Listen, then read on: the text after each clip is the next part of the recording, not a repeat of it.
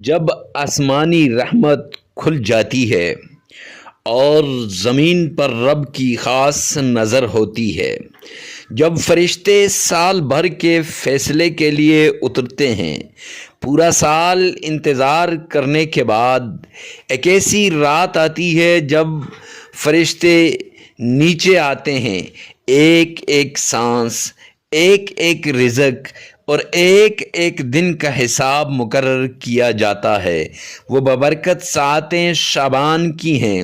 یہ وہ مہینہ ہے جس میں بندہ اگر چاہے تو اپنے رب سے بگڑی ہوئی تقدیر سنوار سکتا ہے، آنسوؤں سے لکھی ہوئی دعاؤں کے ذریعے رحمت کے دروازے کھلوا سکتا ہے، چند آنسو بہا کر اپنے مولا کو راضی کروا سکتا ہے، چند آنسوؤں کے بدلے اپنی دنیا کو سنوار سکتا ہے، رزق، دولت، شہرت، مال کے انبار لگا سکتا ہے، صرف چند آنسو بہا کر۔ لوگ کہتے ہیں شعبان میں انسان کا نصیب لکھا جاتا ہے، اور حقیقت یہ ہے کہ یہی وہ لمحے ہوتے ہیں جب غفلت میں ڈوبا انسان جاگ جاتا ہے اور گناہوں میں لتھڑا ہوا دل اللہ کی طرف پلٹ جاتا ہے۔ ایک غافل انسان اگر اس سال کا رزق، عمر، صحت اور نجات تجھے عزیز ہے اور تجھے چاہیے تو شعبان کی راتوں کو سجدوں سے سجا لے، کیونکہ یہی وہ گھڑیاں ہیں جن میں رحمت مانگی جاتی ہے، اور جو انسان رحمت مانگتا ہے تو رحمت مانگی جائے تو رد نہیں ہوتی، مغفرت مانگی جائے تو دروازے بند نہیں ہوتے۔ تقدیروں کے نفاذ کا مہینہ شعبان ہے، آنسوؤں سے فیصلے بدلوانے کا مہینہ شعبان ہے، رمضان کی تیاری کا مہینہ شعبان ہے۔ آئیے اس مہینے میں اس عمل کے ذریعے اپنی تقدیر کو، اپنی نصیب کو، اپنے مقدر کو اپنے رب سے بدلوائیے، اور شعبان المعظم کے مہینے میں غفلت کی نیند سے جاگ کر اپنے رب کو راضی کیجیے۔ یہ وہ وقت ہے جب آسمانوں پر فیصلے ہوتے ہیں اور آسمانوں سے فیصلے اترتے ہیں، زمین پہ بسنے والے انسانوں کے نصیب رقم کیے جاتے ہیں۔ اس مہینے میں بندوں کے اعمال بارگاہ الہی میں پیش ہوتے ہیں اور زندگی، موت، رزق اور آزمائشوں کے فیصلے لکھ دیے جاتے ہیں۔ جی ہاں، جب رزق کے فیصلے لکھے جاتے ہیں تب یہ عمل آپ کے مقدر کو سنوارے گا۔ جب زندگی کے فیصلے لکھے جاتے ہیں، آزمائشوں کے فیصلے لکھے جاتے ہیں، اگر انسان خواب غفلت میں پڑا ہو تو پھر اس کا پورا سال غفلت میں ہی گزرتا ہے، لیکن اگر جاگ رہا ہو تو میرے بھائیوں، کتنے ہی لوگ ہیں جو اس شعبان کو پاتے ہیں مگر اگلے شعبان تک نہیں پہنچ پاتے، اور کتنے ایسے ہیں جن کے نام تقدیر کی فہرست میں بدل دیے جاتے ہیں۔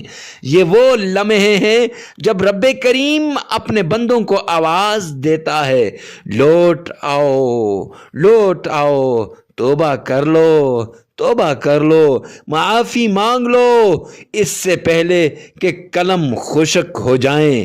شعبان ہمیں یہ احساس دلاتا ہے، نصیب صرف مانگنے سے نہیں بلکہ سچی توبہ، خالص نیت اور رب کے حضور جھکنے سے بدلتا ہے۔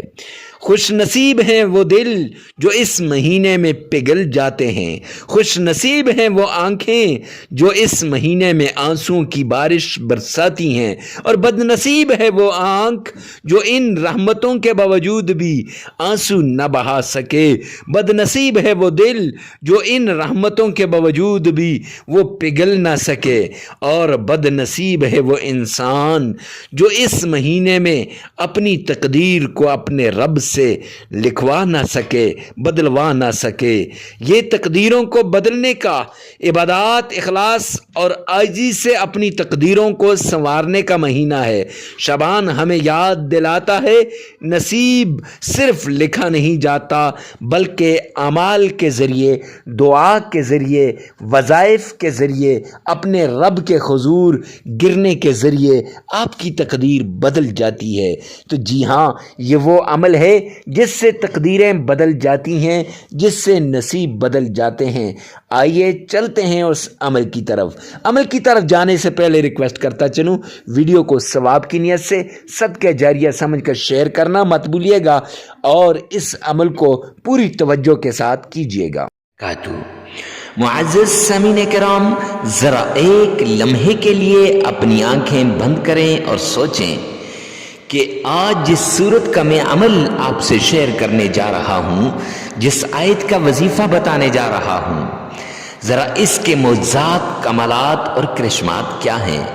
एक ऐसा घर जहाँ रात ढल चुकी हो, चूल्हा ठंडा पड़ा हो, बर्तन खाली हों और बच्चे भूख से बिलिक बिलिक कर और सिसकते हुए सो जाएं। कमरे के एक कोने में एक माँ कमजोरी और बीमारी से कराह रही हो और सहन में एक बाप तन्हा बैठा आसमान को देख रहा हो, उसकी आंखों में सवाल हों, होंठ खामोश हों और दिल चीख चीख के कह रहा हो, या अल्लाह, क्या मेरी मेहनत कम है? ए करीम रहीम मौला, मेरा यकीन कमजोर है। या गफूर रहीम, तो फिर मेरी आजमाइशें क्यों ख़त्म नहीं हो रही? अभी मेरी आजमाइशें ख़त्म होने का वक्त नहीं आया?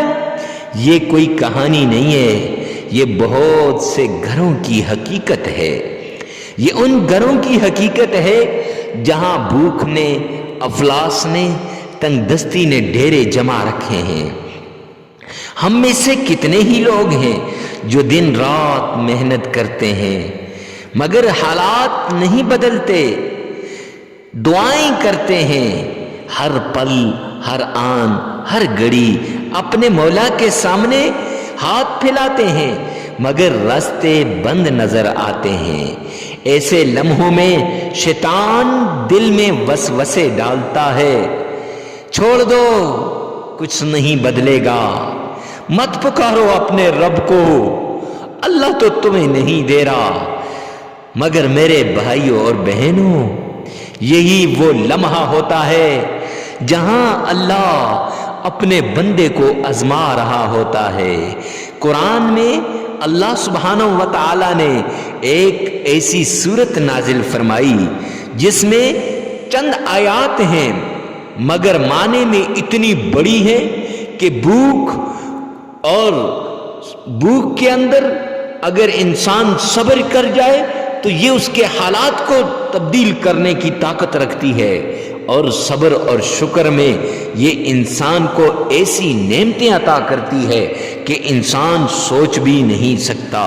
ये वो सूरत है जिस सूरत से जिंदगी बदल जाती है, नसीब और तकदीर के बंद ताले खुल जाते हैं। जी हाँ, आज आपसे एक कहानी शेयर करने जा रहा हूँ।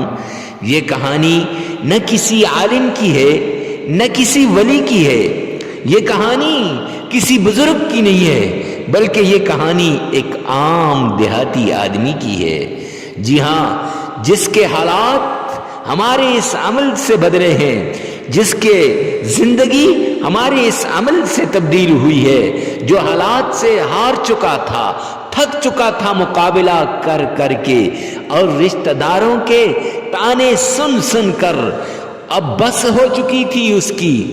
तो मेरे भाई, जिसके पास आखिरी सहारा सिर्फ एक चीज थी और वो चीज अल्लाह रब्बुल इज्जत का कलाम था, उसने ना कोई तावीज मांगा, न किसी के दरबार पर गया, जी हां, न किसी इंसान के आगे हाथ फैलाए, उसने सिर्फ اس قرآنی صورت کا عمل کیا، گھر بیٹھ کر کیا، یقین کے ساتھ کیا، اور جب وہ یہ عمل کر رہا تھا تو وہ اپنی آپ بیتی سنا رہا ہے کہ میرے آنسو میرے رخسار پر سے ٹپک رہے تھے اور میرے آنسوؤں کو میں صبر سے تھمنے کی کوشش کرتا تھا لیکن وہ نہیں تھمتے، اور پھر اللہ نے دکھا دیا کہ وہ کیسے کمی کو کثرت میں بدلتا ہے، آنکھوں کے آنسوؤں کو مسکراہٹوں میں بدلتا ہے، اور ٹوٹے ہوئے دلوں کو کیسے وہ جوڑتا ہے، ٹوٹے ہوئے گھروں کو پھر سے کیسے وہ آباد کرتا ہے۔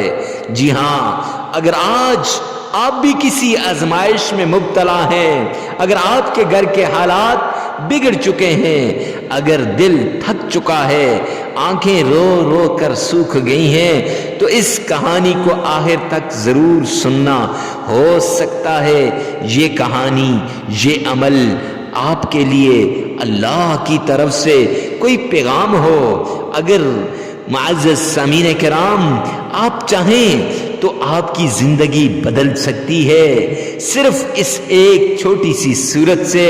یہ چھوٹی سی صورت ہے جس نے کسی ٹوٹے ہوئے کے گھر کو آباد کر دیا، کسی بے سکون کی زندگی میں سکون لایا، جس کے گھر راتوں کو چولہا نہ جلے، جہاں بچے بھوکے بلک بلک کر سو جائیں، وہاں ماں بیماری کے وجہ سے کراہ رہی ہو، تو اس جگہ پہ اس گھر کے اندر یہ رحمت اور سکون بن کے آئی ہے۔ وہی گھر ایک دن سکون، برکت اور امید کا گھر بن جاتا ہے۔ کس وجہ سے؟ صرف اس ایک عمل کی وجہ سے، صرف اس ایک صورت کی وجہ سے۔ تو جی ہاں، بس ایک چیز ہے، اللہ پر کامل یقین۔ یہ قرآن صرف پڑھنے کے لیے نہیں آیا، یہ قرآن ہماری زندگیوں کو بدلنے کا پوری طاقت رکھتا ہے۔ اور میرے بھائی، صرف فرق اتنا ہے کہ اگر آج ہم اس پر کامل بھروسہ اور یقین کر لیں تو انشاءاللہ یہ قرآن ہماری زندگیوں کو بدل دے گا۔ تو آئیے چلتے ہیں اس پیارے بھائی کی کہانی کی طرف، اس عمل کی طرف جس سے زندگیاں بدلتی ہیں، جس سے حالات بدلتے ہیں، جس سے ہماری زندگی بدل جائے گی۔ تو وہ صورت کون سی ہے، اس کے ساتھ اللہ کے کون سے نام کو ملانا ہے، اور اس کے ساتھ ہم نے کون سے آیت کو ایڈ کرنا ہے اور کتنی بار اس کو پڑھنا ہے جس سے ہماری حالات بدلیں۔ آئیے چلتے ہیں اس پیارے عمل کی طرف۔ سب سے پہلے آپ نے آمنہ کے لال عبداللہ کے در یتیم جناب نبی کریم صلی اللہ علیہ وآلہ وسلم کی شان میں عقیدت کے ساتھ، پیار کے ساتھ، محبت کے ساتھ درود پاک پڑھنا ہے۔ کیسے پڑھنا ہے؟ آئیے میں آپ کو بتا دیتا ہوں، کتنی بار پڑھنا ہے وہ بھی آپ کو بتا دیتا ہوں، اور کون سا درود پاک پڑھنا ہے وہ بھی بتا دیتا ہوں۔ لیکن اس سے پہلے ایک بات یاد رکھیے گا کہ آپ نے بڑی عقیدت کے ساتھ اس طریقے سے اہتمام کرنا ہے گویا روضہ رسول کی جالیوں کو آپ تھام کے کھڑے ہیں، گویا حبیب کبریا آمنہ کے لال عبداللہ کے در یتیم کے آپ روضے کے پاس کھڑے ہیں، اور آپ اپنے آقا کے سامنے درود پاک کا نذرانہ پیش کر رہے ہیں۔ حالانکہ سرور کونین تاجدار مدینہ کا فرمان عالی شان ہے کہ دنیا کے کسی کونے پر بھی درود پاک پڑھا جائے گا، وہ کوئی بھی کونا ہو، اور وہ درود پاک مجھ تک پہنچایا جاتا ہے۔ تو جب ہم تڑپ سے پڑھیں گے، پیار سے پڑھیں گے، عشق سے پڑھیں گے، محبت سے پڑھیں گے، تو پھر میرے آقا تک وہ درود پاک اتنی محبت سے پہنچایا جائے گا۔ حدیث پاک کے اندر آتا ہے، آپ جس بھی مشکل کے اندر ہیں، جیسی بھی مصیبت کے اندر ہیں، جیسی بھی پریشانی کے اندر ہیں، آپ اکیلا تنے تنہا درود پاک کا ورد کر لیں، رب کائنات کی قسم کہ میرا رب آپ کی اس مشکل کو دور کر دے گا، آپ کی اس تکلیف کو ختم کر کے رکھ دے گا۔ تو اب پڑھنا کون سا ہے؟ تو درود ابراہیمی پڑھنا ہے۔ اب درود ابراہیمی مفتی صاحب آپ اسی کا ہی کیوں کہتے ہیں؟ میرے بھائی، نماز کے اندر درود ابراہیمی پڑھا جاتا ہے کہ نہیں؟ اور جو درود پاک نماز کے اندر ہے وہ سب سے افضل درود پاک ہے کہ آقا نے اپنی آنکھوں کی ٹھنڈک نماز کو قرار دیا اور نماز میں یہ اس درود پاک کو رکھا ہے۔ دن میں کئی بار آپ اس درود پاک کو پڑھتے ہیں، نمبر 1۔ نمبر 2، درود ابراہیمی میں اکثر لوگوں کا تلفظ صحیح ہوتا ہے بنسبت باقی درود پاک سے، اور درود ابراہیمی پڑھنا ہے۔ اب کتنی بار پڑھنا ہے؟ 3 بار پڑھنا ہے۔ جامع ترمذی جلد 2 کی روایت ہے کہ سرور کونین تاجدار مدینہ جناب نبی کریم صلی اللہ علیہ وآلہ وسلم نے فرمایا کہ جو شخص 3 مرتبہ مجھ پر درود پاک کا نذرانہ پیش کرتا ہے، درود پاک کا عقیدت سے پیش کرتا ہے، گلدستہ بھیجتا ہے، اللہ کریم کی ذمہ داری میں آ جاتا ہے۔ تو جب بندہ اللہ کی ذمہ داری میں آ جائے تو پھر اس کی مشکلات ختم ہو جاتی ہیں، تکلیفیں ختم ہو جاتی ہیں، مصیبتیں دور ہو جاتی ہیں۔ دنیا کا کوئی چھوٹا سا MLA وغیرہ آپ کو کہہ دے تو آپ کتنے خوش ہوں گے۔ تو اس لیے میرے پیارے بھائی، میرے پیارے پیغمبر کا فرمان عالی شان ہے کہ اللہ رب العزت کی ذمہ داری میں آ جائے گا۔ تو اللہ کی ذمہ داری کتنی بڑی ذمہ داری ہوگی، نمبر 1۔ نمبر 2 یہ ہے کہ آپ نے 3 بار درود پاک کو پڑھنا ہے۔ اور کیسے پڑھنا ہے؟ آئیے میرے ساتھ مل کر ایک بار بآواز بلند سرور کونین کی شان میں درود پاک کا نذرانہ پیش کیجیے گا۔ اللہم صلی علی محمد وعلی آل محمد کما صلیت علی ابراہیم وعلی آل ابراہیم انک حمید مجید۔ اللہم بارک علی محمد وعلی آل محمد کما بارکت علی ابراہیم وعلی آل ابراہیم انک حمید مجید۔ پیار سے، عقیدت سے پیارے پیغمبر پر 3 مرتبہ یہ درود پاک آپ نے پڑھنا ہے۔ اگر آپ کا تلفظ صحیح نہیں ہے تو پریشان ہونے کی ضرورت نہیں ہے۔ آپ نے اسی ویڈیو میں سے 3 مرتبہ پیچھے کر کے آپ نے یہی درود پاک سن لینا ہے، اور پھر اپنی زبان سے 1 مرتبہ ادا کر لینا ہے۔ ہو گیا، درود پاک کو 3 مرتبہ پڑھ لیا۔ اب درود پاک کو پڑھنے کے بعد اللہ کریم کا پیارا نام ہے یا عزیز، یا عزیز۔ بایاں ہاتھ ہے، مٹھی بند کر کے آپ نے یا عزیزوں کو 1001 بار پڑھنا ہے، ایسے پھونک مار دینی ہے۔ جس حاجت، جس ضرورت، جس مقصد کے لیے آپ پڑھ رہے ہیں اس کو ایسے مٹھی میں، اور پھر پڑھنے کے بعد مولا کریم اس میں کشادگی عطا فرما۔ یہ کاروبار، دولت، رزق، جاب، جو رشتے کی بندش، تو ہر طرح کی اور ٹینشن سے دور اور بیماریوں سے نجات ایسے آپ نے پھونک مار دینی ہے۔ تو 1001 بار اللہ کریم کا پیارا نام یا عزیزو آپ نے پڑھنا ہے۔ خیر، 3 مرتبہ آمنہ کے لال پر درود پاک پڑھنے کے بعد آپ نے یا عزیزوں کو 1 بار پڑھ لیا، 1001 بار پڑھ لیا۔ اب اس کے بعد آپ نے چھوٹی سی آیت ہے سلام علی نوح فی العالمین، یہ آیت آپ نے صرف 33 بار پڑھ لینی ہے۔ ہاتھ کی انگلیوں پر ایسے، ہاتھ کی انگلیوں پر 33 بار آپ نے پڑھ لینی ہے۔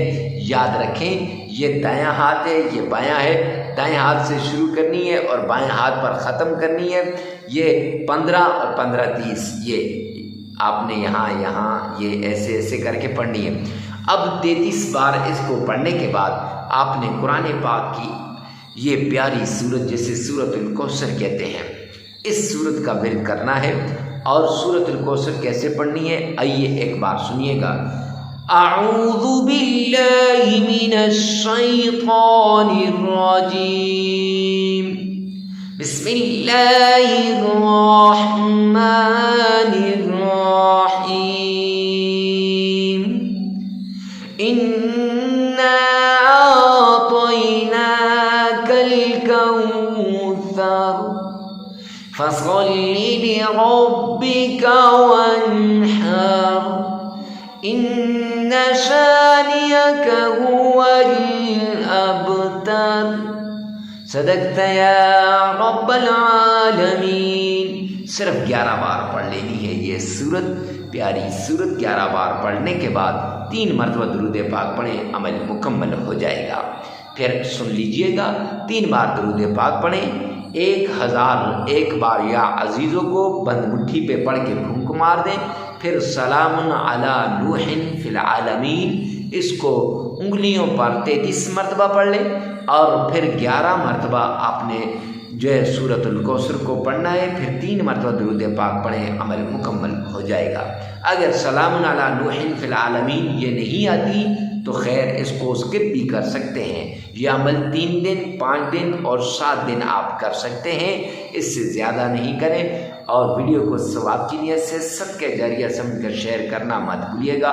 انشاءاللہ اس وظیفے کے بعد کسی اور وظیفے کی ضرورت نہیں ہوگی۔ اللہ میرا اور آپ کا حامی و ناصر ہو۔ والسلام۔